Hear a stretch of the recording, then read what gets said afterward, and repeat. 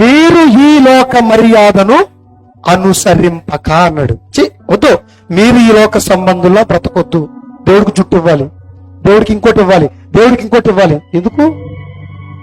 దేవుడు జుట్టుతో ఏం చేసుకుంటాడండి? ఏంటండి ఇంత చిన్నగా చూస్తారా దేవుణ్ణి? దేవుడికి కావాల్సింది నీ డబ్బు కాదు, నీ ఆస్తి కాదు, నీ అంతస్తు కాదు, నువ్వు ఇచ్చే ఫలాలు కాదు, నువ్వు ఇచ్చే కాయలు కాదు. నీ బ్రతుకమ్మా, నీ మనసు కావాలమ్మా దేవుడికి.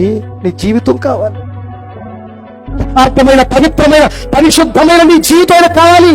మీరు ప్రేమించిన వాళ్ళకి ఎలాంటి బహుమతి ఇస్తారు? మీరు ప్రేమించిన వాళ్ళకి ఎలాంటి బహుమతి ఇస్తారు? విలువైన బహుమతి నేను ఇవ్వాలనుకుంటారే. ఇప్పుడు మీరు దేవుని ప్రేమిస్తే ఎలాంటి బహుమతి ఆయనకి ఇవ్వాలి? బెస్ట్ ఇవ్వాలి దేవుడికి. దేవుడికి కావాల్సిన బెస్ట్ అంటే తెలుసా? పరిశుద్ధమైన జీవితం, పవిత్రమైన బ్రతుకు, ఆజ్ఞతో కూడిన, ఆజ్ఞతో నిర్మితమైన, సత్యముతో కట్టబడిన నీ జీవితం, నీ పరిశుద్ధ హృదయం ఆయనకు కావాలి.